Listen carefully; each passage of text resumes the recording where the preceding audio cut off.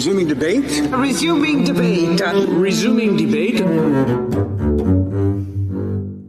Hello, everyone. Welcome to another episode of Resuming Debate. I'm your host, Member of Parliament, Garnet Jenis.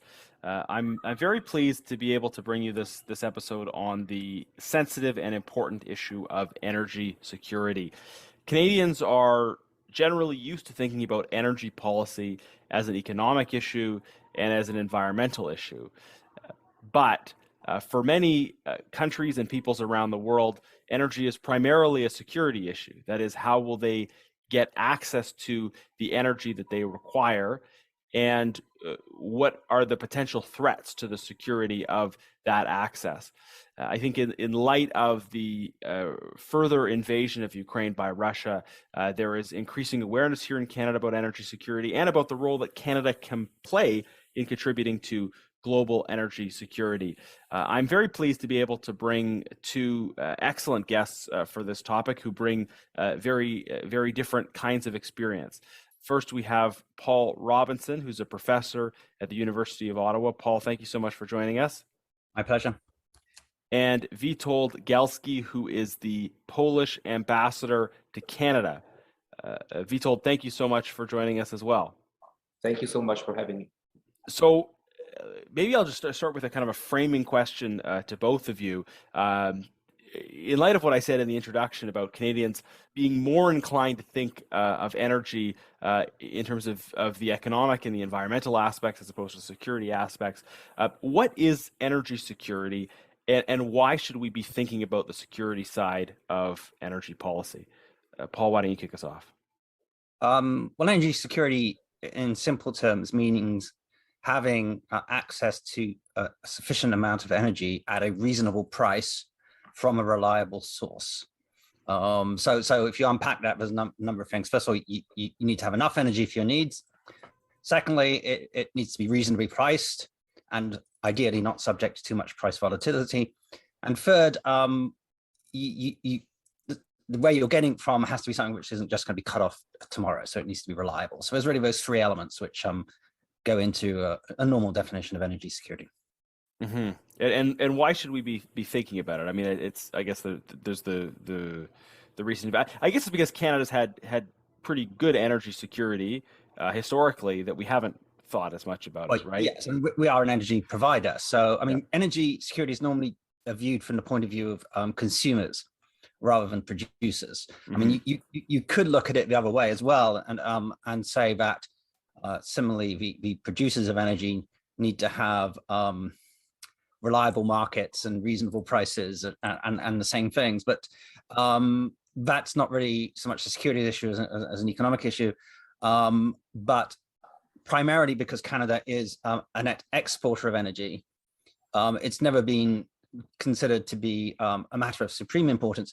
But I think it is worth pointing out, but although we are a net energy exporter, we do also import energy as well, because for economic reasons, it makes more sense to export oil from Alberta to the United States and then import oil from Saudi Arabia into the East Coast rather than to pipe it across the country. So even we do need to think to some degree about issues concerning external supply.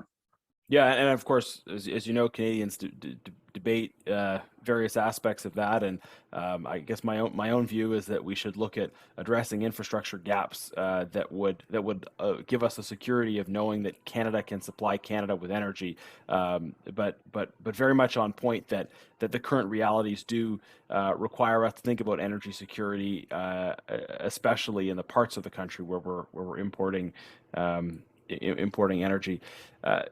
Witold, what are your thoughts on the sort of broad framing issues here first, and then we'll dig more into the Polish experience. But how should Canadians be thinking about energy security right now? It's important to understand this certain difference of perspective of countries like Canada and countries that are in such a region as Poland is, so close to.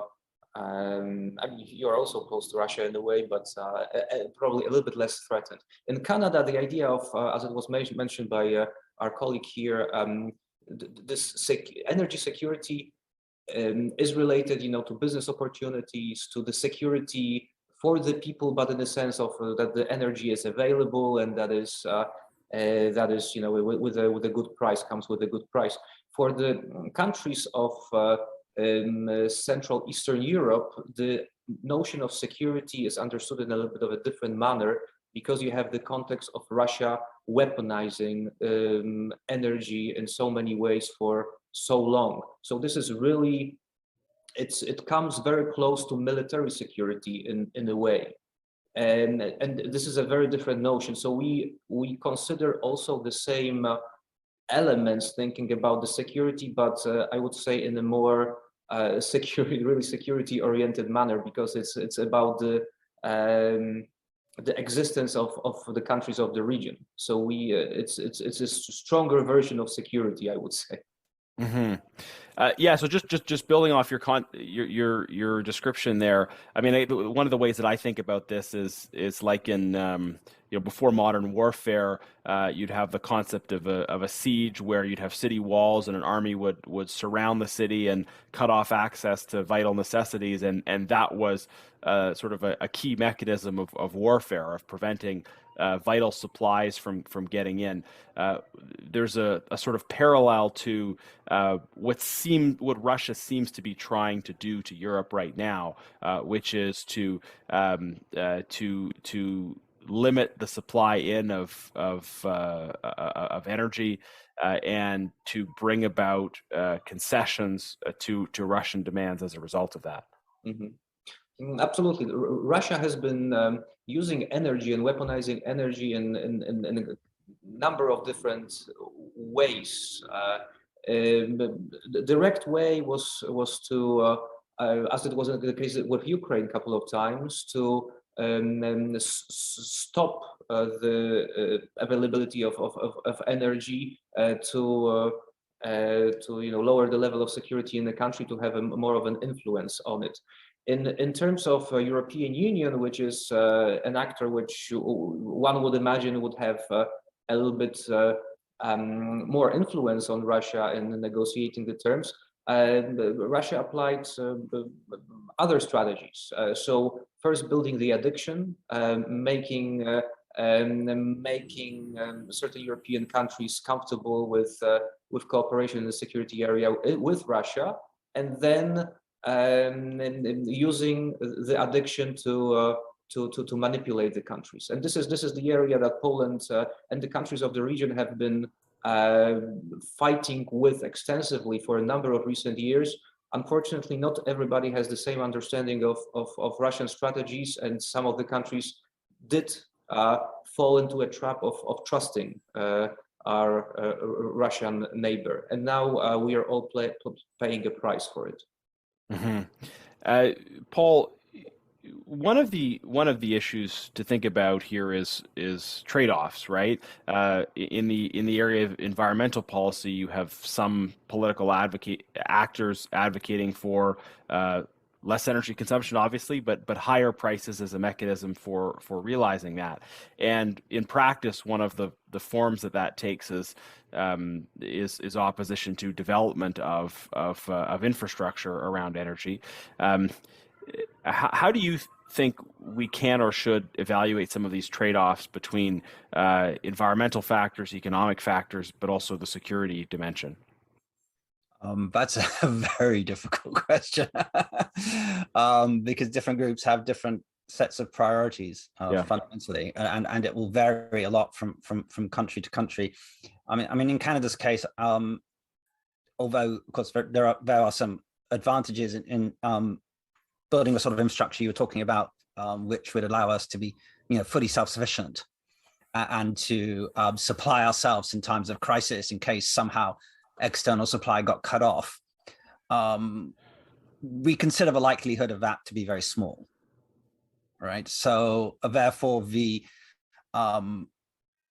necessity of investing a lot of political capital into overcoming, for instance, environmental complaints is, it's the incentives are not particularly high for us, right? Mm-hmm. Because the trade-offs in terms of security are not so important, because we don't particularly need, it's not that we don't need energy security, but it's just not a sufficiently vital issue for us to put it higher up the agenda. Of course, it may be different for other states. So I don't think it's something where you can make a hard and fast rule. I think it's going to be very dependent upon the priorities of any given society. And as I'm afraid that's not a very good answer, but it is a very complicated question. Yeah, no, it's a values question, Ron, and one that the people are going to be debating a lot, I think, in the days ahead. But I guess maybe sticking with you, you mentioned that that energy security is not a problem for Canada in the same way that it potentially is in other places. But we're thinking about climate change as a global problem. Maybe we need to think of energy security as a global problem as well. I see Canada as having significant potential to contribute to global energy security. So do you think we have to sort of weigh that trade-off of the global climate change issue and the global energy security issue? Yeah, sure. I mean, there's not necessarily a contradiction in for instance, dealing with climate change and dealing with energy security, if you invest heavily in what you might call green technologies, for instance, which could potentially provide you with a large amount of energy for, and at the same time improve your carbon emissions. Now, obviously, that depends upon the country and what resources you have available to us. Fortunately, in Canada, of course, we have a lot of water. Which and we have a lot of rivers and we have a lot of sea coast where we could get tidal electricity, we get hydroelectricity. There's a whole bunch of things we could do. We have a nuclear industry, of course, so we have some experience in that area. So we could certainly do more in that area, which could enhance energy security while at the same time doing something towards climate change. The problem for us, of course, is that does clash with the economic interests of our oil and gas industries. And, the oil sands are a big industry, but they are relatively dirty.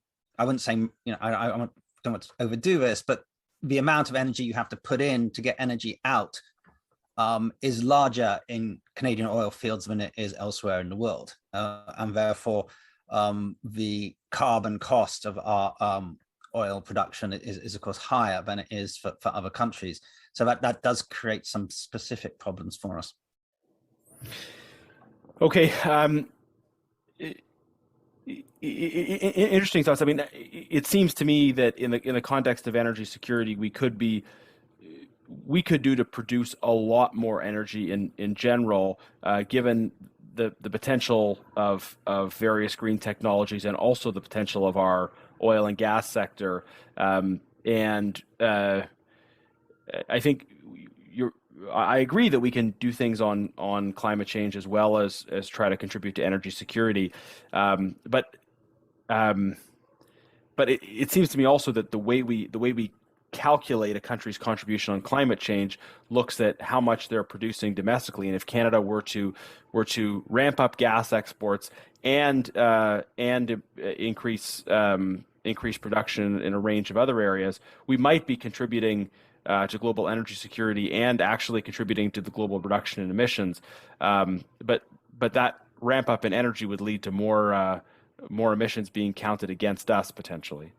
Yes, it would. So, I mean, if you're looking at Canada making a contribution to global energy security by exporting more hydrocarbons, then certainly that is not going to do our figures of greenhouse gas production any good. And as I say, our production of hydrocarbons tends to be higher per barrel of oil than other people's.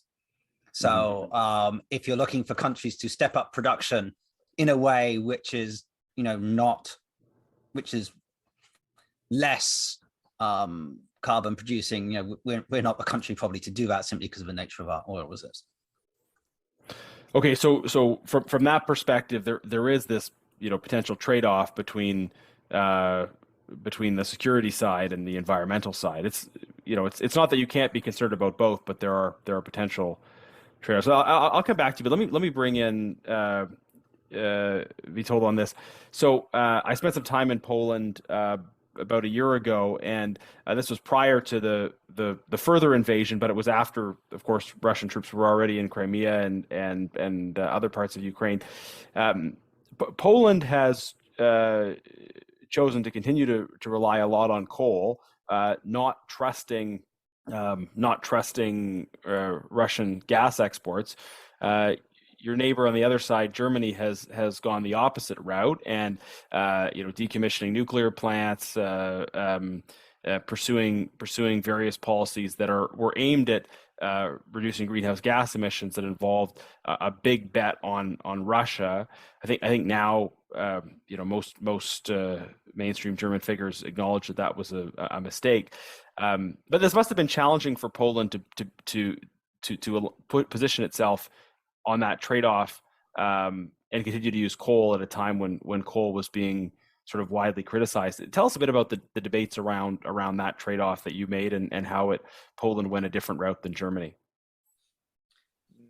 Absolutely. Let me just add one point, on the general terms on climate. If we had, which is a theoretical theme, but if we had a situation that the European Union would have been dependent on, for example, Canada instead of Russia, for all the years, we would be in a very different situation right now, because Russia would not have the leverage they had on the European Union. And probably for climate, that would be also better, because the Canadian energy resources would become much greener, so to speak, and with different other elements. So that would be something positive. And you may even argue that if there was less of a leverage of Russia on European Union, on Europe, maybe we would not be in a situation of the horrid, outrageous Russian war against Ukraine. But coming to your question, Poland since '89, so after the regime change, after getting rid of communists in Poland, has undergone a tremendous energy transformation. Everything was based in coal in Poland. That's how the Soviets wanted us to have it in our country, as they oppressed it. So we have undergone a huge transformation. Coal was our still biggest reservoir of energy, which was used. So we started getting into clean energies and clean and other contexts. But still, in the Polish mix today, coal is a predominant factor. Working with our international partners, including Canada, we're building wind farms. We're having a lot of solar energy coming into Poland. With every month, every year, we are hitting record numbers in that regard.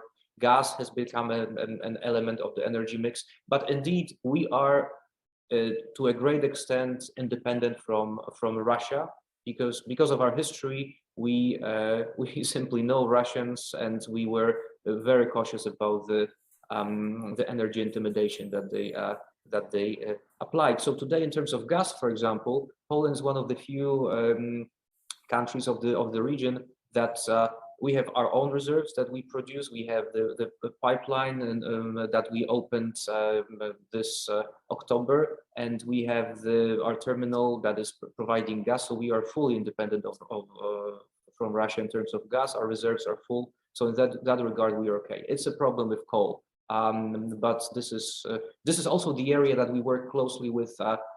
Among others, with Canadians, because long term we want to substitute coal with nuclear, and this is the decision and the direction the Polish government is going. And Canada there's a huge possibility for Canada to play a big role in that regard. Mm-hmm. Just building on your last point about nuclear, of course, a big difference between then the perspective on nuclear between Poland and Germany as well. And I guess it's interesting to look at the different European countries and the different histories in the 20th century, and it suggests to me that how much our political debates are shaped by history. But do you have a kind of an anti-nuclear lobby in Poland that raises the same kinds of concerns that you see from, say, the Green Party in Germany, or is there a consensus around that? I would say that perspective of a society on energy security is again quite strongly related to the feeling of security in general sense that that the society has. You know, in Poland, in Germany, for so many years, there was a strong sense of security. I mean, there was no aggressor on any border. There isn't.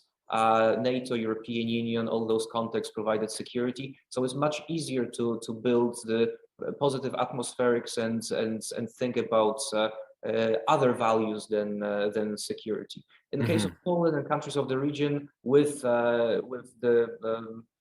Russians on our backs, so to speak, or on our side, and it's a different conversation. So we've been always looking for many ways to strengthen our energy security and sort of pursue the appropriate resources. In terms of a lobby that would be against nuclear in Poland, this is a very minor factor. There is an agreement among the ruling party and most of the opposition parties that this direction Poland should go, whether it's the big structures, whether these are SMRs.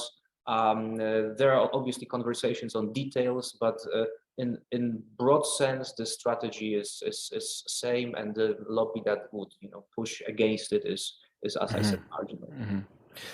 Yeah, thank you for that. One of my observations in Poland, I met with politicians across the spectrum, including someone from one of the not the official opposition, but from a further left party, and was struck by the fact that that there seems to be a consensus around just the importance of security that doesn't exist in almost any other country that I've visited. The sort of prioritization of security and support among parties of the left, even certainly taking positions that are different from those taken by the Canadian left around sort of things like defense spending.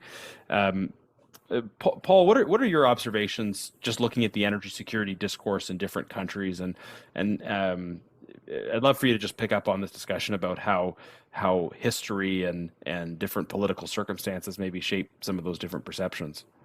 Yeah, I mean, the German attitude towards nuclear power, of course, is a very interesting one, because we currently have a situation where they're sort of reusing coal, having got rid of nuclear, but this doesn't make any sense from an environmental point of view, as far as I can understand it. But I there are some historical reasons connected with the negative views associated, particularly with nuclear weapons during the Cold War, and West Germany having been a frontline state, which made sort of particular sensitivities towards the nuclear issue, which are probably unique to Germany.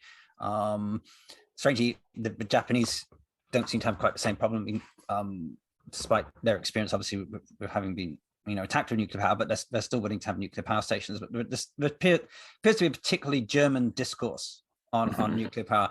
Of course, the French in the past have invested massively in nuclear power. So there are definitely different attitudes towards this. Now, I mean, all I can do is sort of look at it as a subjective, an objective observer trying to look above all this and say that, ideally, what you need is a broad mix of energy sources.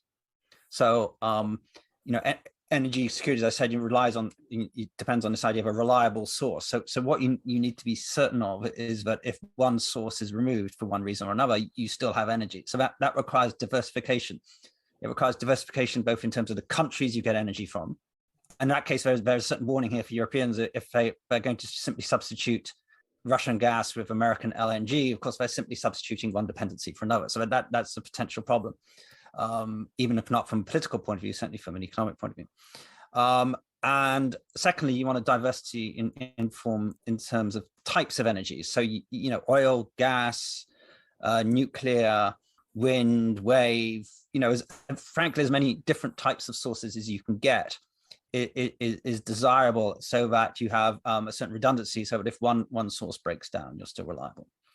So that's, I think, countries which avoid over dependence on one source are probably going to be more secure than countries which diversify heavily, both in terms of where they get it from and what types of energy they use. Yeah, that's interesting. I mean, the point about reliance on the Americans. I mean, I guess it seems that we're moving to this strategic dynamic where countries want to be reliant on fellow democracies, and I think understandably perceive greater security in that. And it seems to me as well that leaves Canada with a kind of unique role, because in the community of democratic nations, there are many small, densely populated countries, and relatively few countries like ours that are geographically vast and sparsely populated and have an abundance of natural resources. So do you see this being a trend, Paul, kind of this desire to decouple from, I guess what in the Conservative Party we often call dictator oil, but decoupling more broadly, really? I think there is a current trend. I don't know how long it will last, but there is a current trend towards, you might call, regionalization rather than in taking place of globalization. So the world's sort of forming into relative blocks. But how far that will go, I don't know. Because Canada's problem vis-a-vis the United States is not so much the United States being a dependency on American supply. It's more about being dependent on America as a consumer, as a market for our supply. And we have discovered in recent years that the United States is not an entirely reliable market, because we've seen, a variety of pipelines projects being shut down, both by the federal and state governments in the United States, despite us having invested billions of dollars in these. And then, just a change of government and bam, it's gone. And this can happen under Democrats, it can come under Republicans. And we're seeing great volatility in the United States, which means that policy changes very dramatically from administration to administration, which means that you can't be quite certain anymore what the market is going to be. That doesn't mean it's going to disappear entirely. It's still going to be our major partner, but it does certainly gives me reason to thought that we should try and be thinking about other places we can sell as well, because if something like Keystone Pipeline can just be shut off like that, then there's a certain problem in the relationship. No, I think that makes a lot of sense. I mean, there's obviously less volatility than in systems where there's even more arbitrary power exercised by a small number of people. But the Keystone example is a significant one. I guess it seems sort of the broad philosophy you're advocating is economic energy security comes from diversification. I mean, and I would say, of course, there's more security in some cases than others with particular partners, but the broad principle makes sense in terms of buying and selling. Witold, thinking about Europe, I mean, there have been so many different approaches taken by different European countries on energy security. We're in this particular moment now where there's a lot of concern heading into the winter. How long do you see that moment lasting? And is there a need for a more integrated approach to European energy security? That's a very good question. Let me just follow up very quickly on what Paul said about the diversity of sources in both economic and political sense. This is an element that for Poland and for countries of the region is absolutely crucial. I mean, the diversification of sources is exactly the thing that we are looking at for a number of years, and at this point in particular, because we see that. Reliance on one partner is just a threat to security. But coming to your question, okay, what was it? Can you repeat?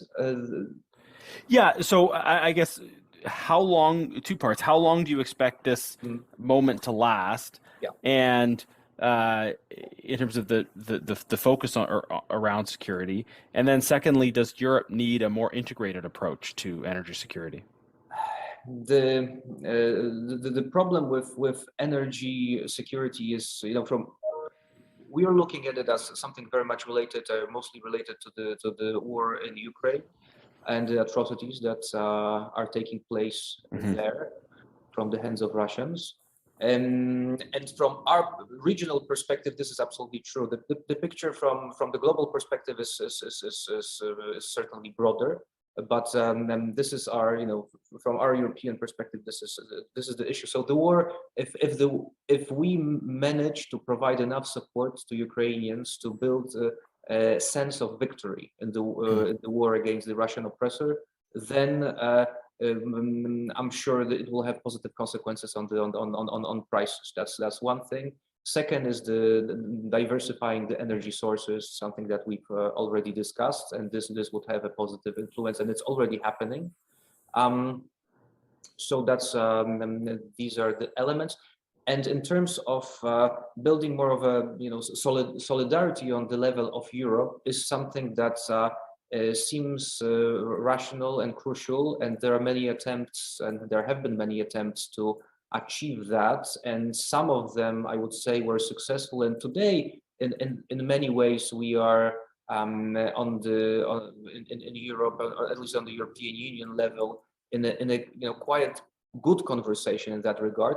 But you will not change the fact that from maybe less from the security perspective, but from the business perspective, energy is an opportunity for every country, which means that many countries would go a little bit further in order to become, the so-called hub for energy distribution.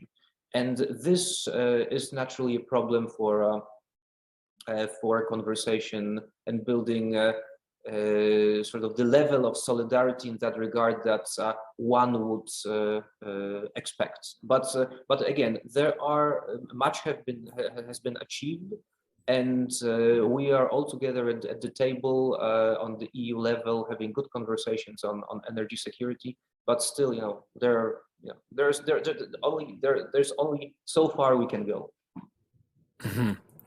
Yeah, it's an interesting point too about how those sort of competitive agendas could play out. Just sticking with you, do you worry that obviously we hope for a quick end to the war? Do you worry that whenever the war does end, that some European countries will kind of go back to the energy policy approach that they were taking prior to the war, or do you think there's been enough recognition now of the need for diversification, secure supply from like-minded countries, that we sort of crossed a critical threshold that even if and hopefully soon we go back to a time of peace and of more secure access to energy, that we won't forget what this time was like and the risks that were associated with it, and we take the steps to be less dependent on Russia going forward? That's yet another very good question. Like Poland and the countries of the regions have been, for example, have been criticizing heavily the project that has been going on between Germany and Russia, and that's Nord Stream 1, Nord Stream 2, and the idea of building even Nord Stream 3. We were very critical. However, the countries have been moving forward with the projects, and for sort of strategical reasons from their own perspective, very different. For Germans to become an energy hub and to play that role in the European Union, from the Russian perspective, as we well know today, in order to weaponize, to have a certain level of monopoly, to have an influence on Germany, the strongest country in the European Union, and be able to play the games that they usually play. Whether it's going to happen again, when I speak to my German colleagues, they are the debate that has gone through Germany was very strong, and when you speak to German diplomats, to German politicians, you would receive an answer no, so that there is no going back to business as usual. but it's not always diplomats and politicians that have long-term influence on things which are happening, because there are so many actors in our world, including business. And frankly speaking, for as we know, for business, it's not always only about the values. This is a conversation which needs to be kept, because we need to remember and understand that about the mistakes that have happened, and we need to continue the discussion so that we do not fall into the same traps yet again.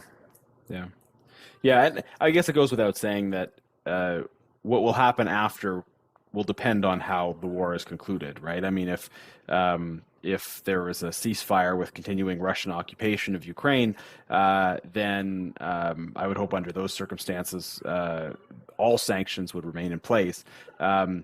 On the other hand, if the war ends with some kind of political change in Russia, which would be the best possible scenario, then obviously that would change energy policy debates in other ways.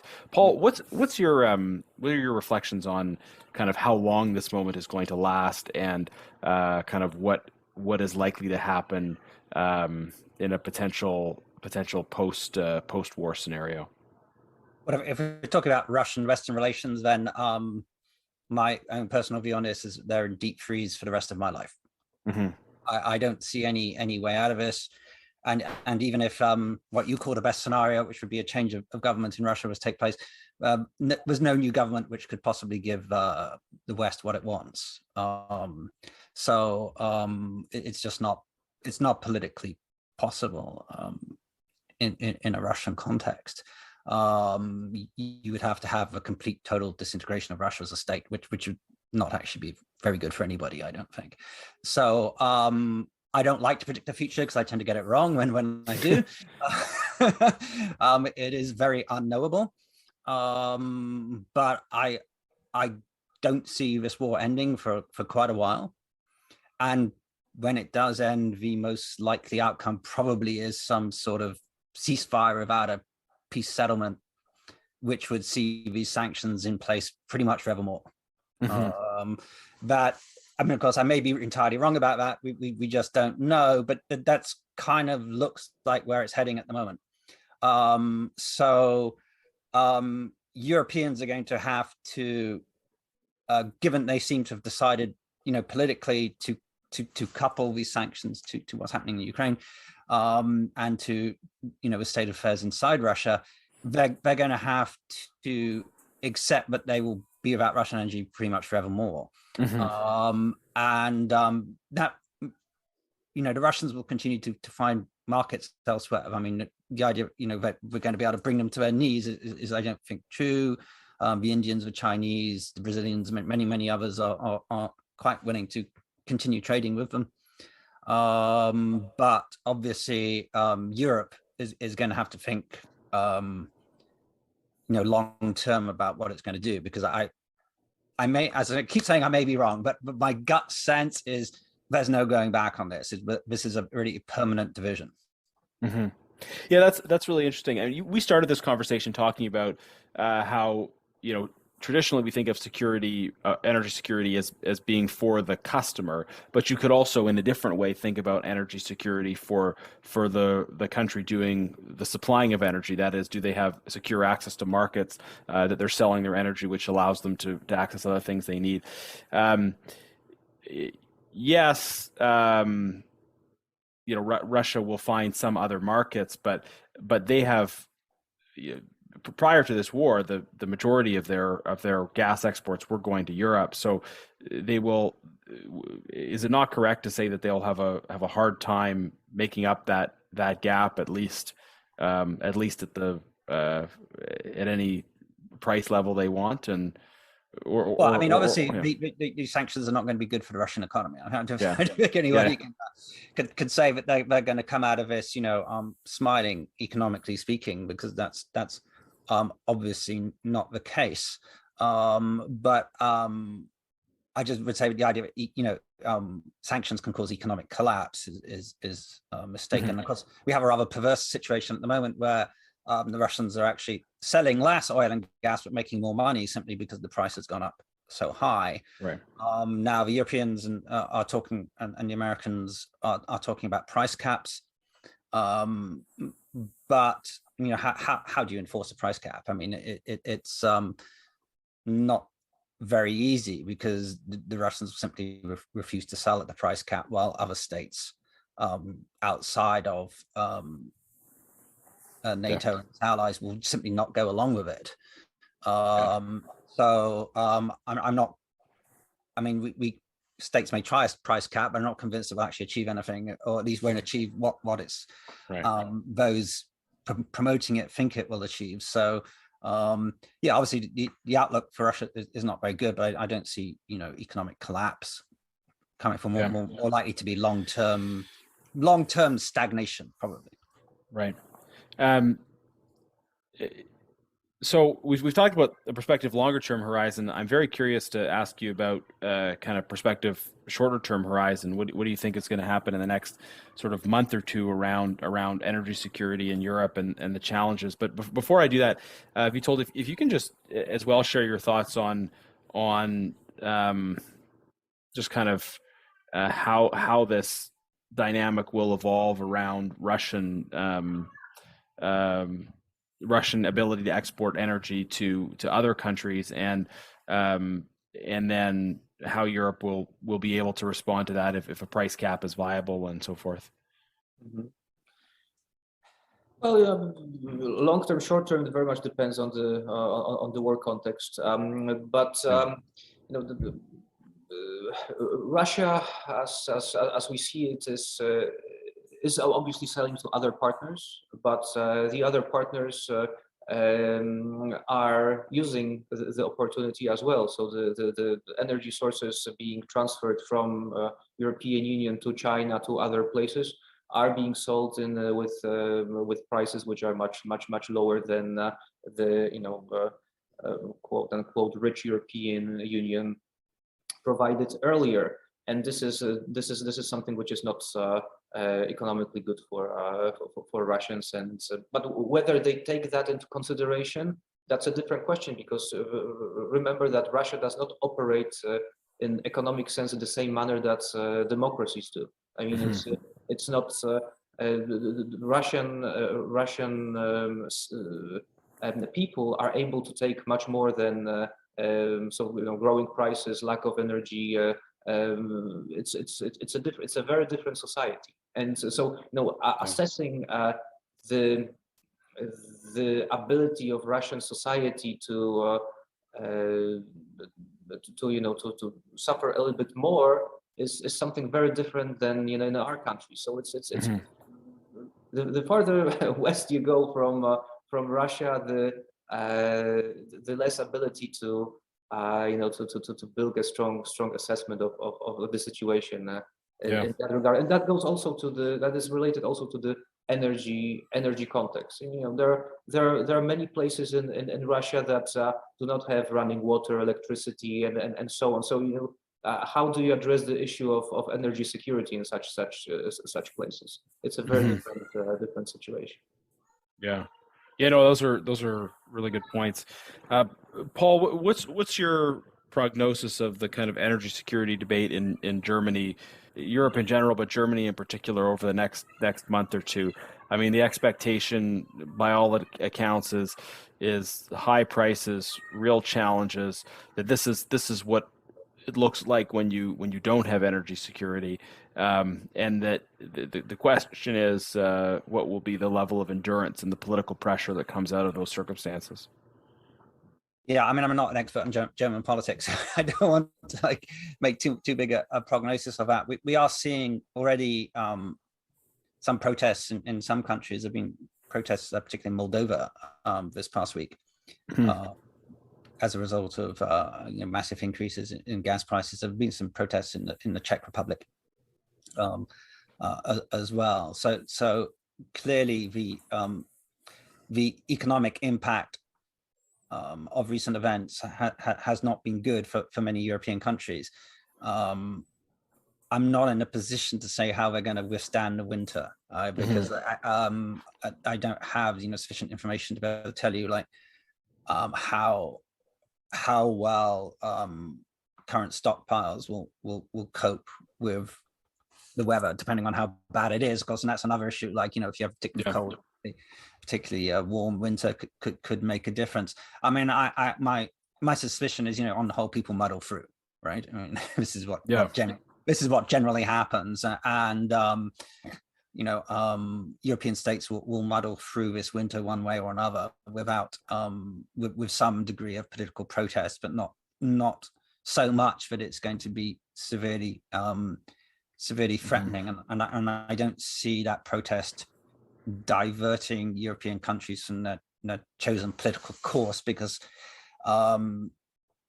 it's a collective course, and it's very difficult for one state, even if that government is under domestic political pressure, to detach itself from the collective, because it gets put under immense peer pressure not to do so, and they don't want to do that. So I would expect some degree of protest, quite a lot of economic suffering. UK is heading for what they say is going to be the longest recession in its history. We don't know if that's true yet, because it's only just started, but that's what was in the news this week. But that's unlikely to have. It will have domestic political consequences, but probably not international political consequences. Yeah, this is, I think, a great test and a great choice for. And great is maybe the wrong. Great, not in the sense of being it's good to be in the situation, but it's a significant, monumental moral choice, to withstand this pressure, or not. And I appreciate hearing that likely the collective choice will have momentum associated with it that will carry through.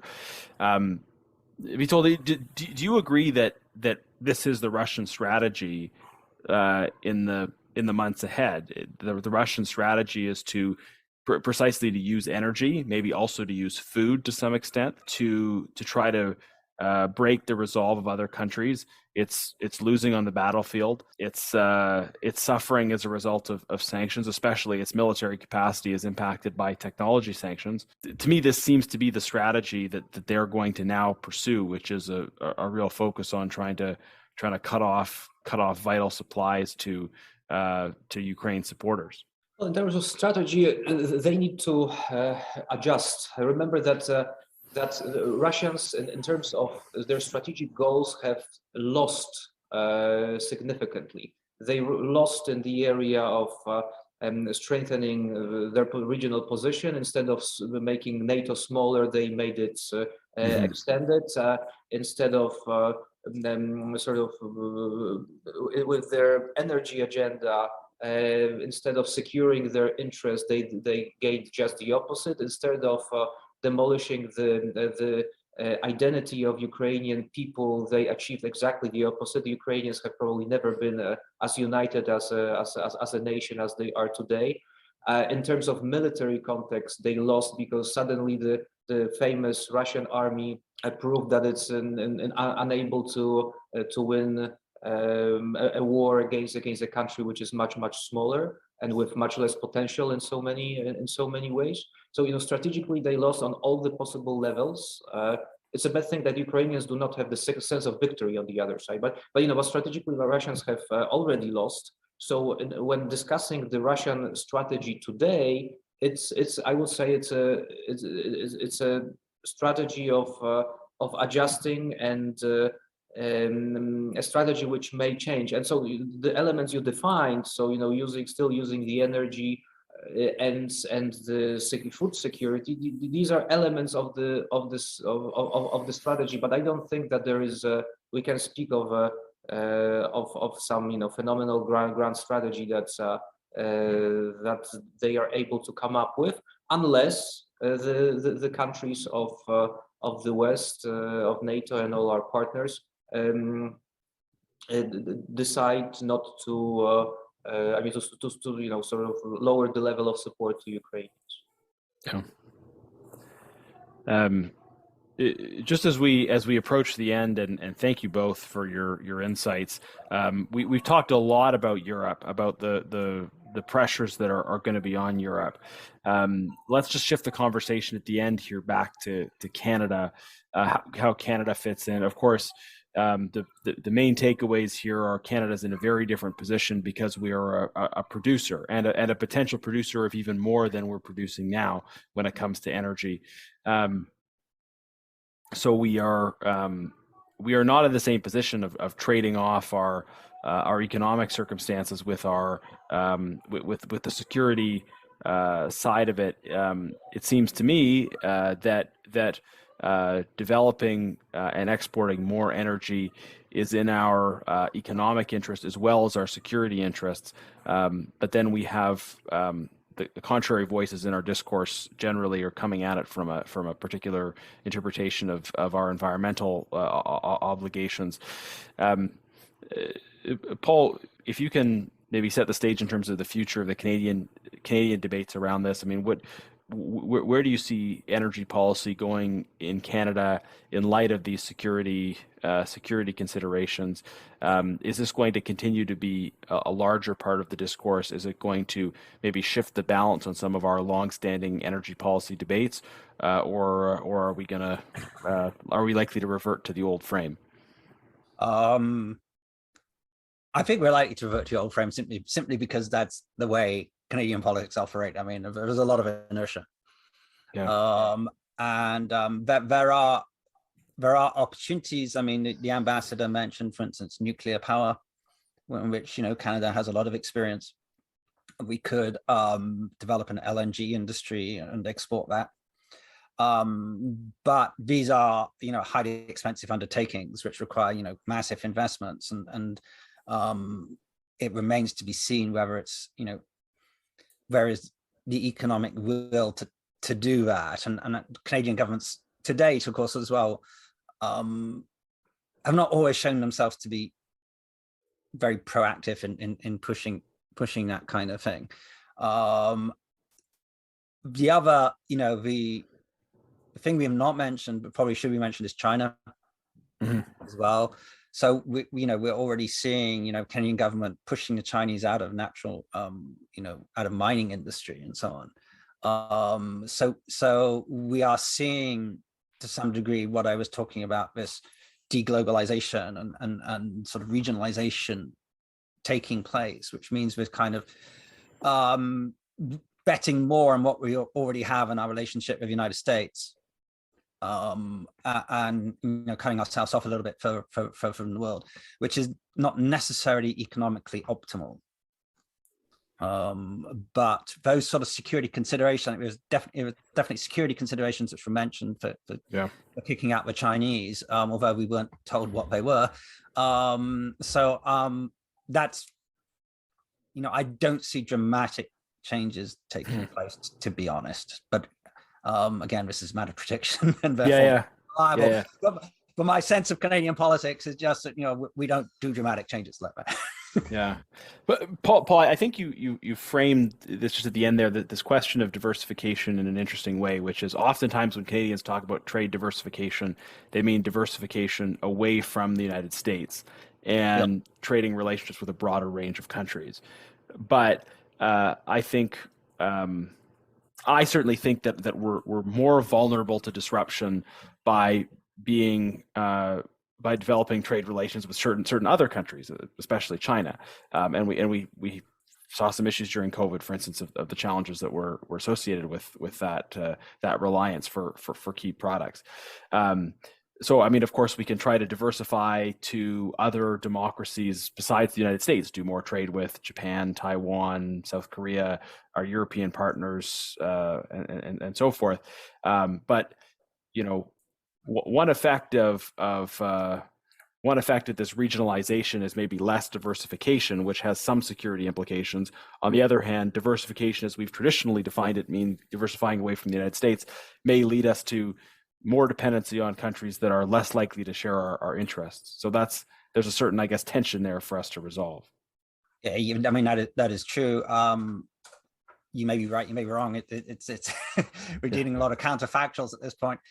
You just need to be aware at that point that politics is then beginning to take priority over purely economic decisions, and the results may be, economically suboptimal, but we're probably well enough. We can probably cope with a little bit of suboptimality, probably. Okay. Witold, your final thoughts on this discussion. I guess maybe to prime you a little bit, I was struck when I was last in Europe by this sense that as much as energy security was on everybody's mind and on everybody's tongue, there wasn't much discussion of Canada as being a potential contributor to the solution. There was much more discussion of American LNG, and that was a little bit disappointing for me, but it wasn't. I wasn't blaming the European interlocutors I was engaging with. It more struck me that from my perspective, Canada could and should be doing more to develop our resources and export them. But how do you see the role of Canada in contributing to European energy security? Am I right that Canada's not as much of a focus as part of the solution, or are there things, or am I missing something? And what should Canada be doing more of in this respect? Absolutely.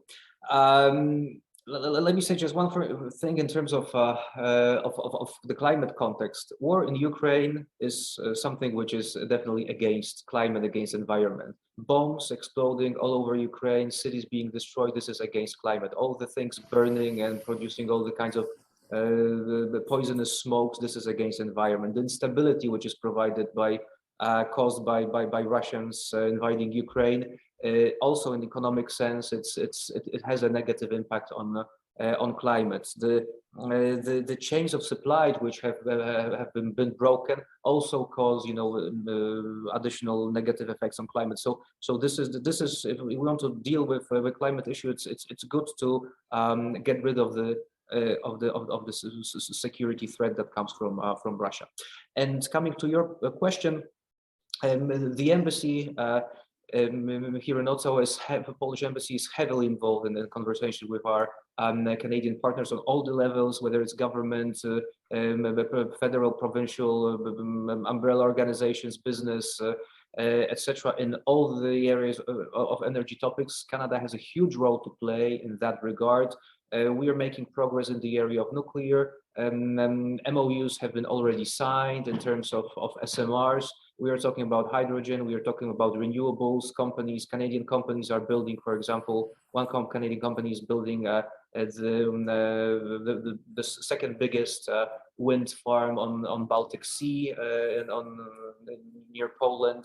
We are talking about gas as well, not necessarily for the needs of Poland, because as I mentioned, in that area we are quite secure, but again, generally for European Union to in order to temporarily make the European Union independent from Russia and allow European Union to move into a more renewable energy agenda. So yes, there is a huge role for Canada to play. We are very actively looking for partnership with Canada. Canadians, I would say, in general, are on the move, but the Canadian politics are, let me put it diplomatically, more stable. So it takes a little time for pieces of the puzzle to fall in place, but I think we are on a good track. But the more there is a positive interest of all the partners to move forward, the better. So the people are great and the politicians are useless is basically what you're saying. No, I'm just kidding. But that's very rough. Yeah, as I understand. Yeah. Okay. Well, look, this has been a great discussion about, I think, a very important global issue. And these energy debates are very familiar in Canada, but I hope to be able to broaden the conversation, because I think we need to think more and talk more about Canada's engagement in the world around contributing to energy security and the big challenges that our friends and partners in many European countries are going to be facing this winter. So thank you both. This has been a great conversation. If you're new to Resuming Debate, we publish these episodes every 2 weeks. And please like, share, subscribe, leave a review. I can be fiercely partisan in certain contexts, but this is the one platform where I try to be less so, and we have good long form conversations about issues, and we have people from other parties, from different backgrounds, ambassadors, academics, and authors coming on. So please subscribe and look back to past episodes, and we will see you again for more Resuming Debate in 14 days.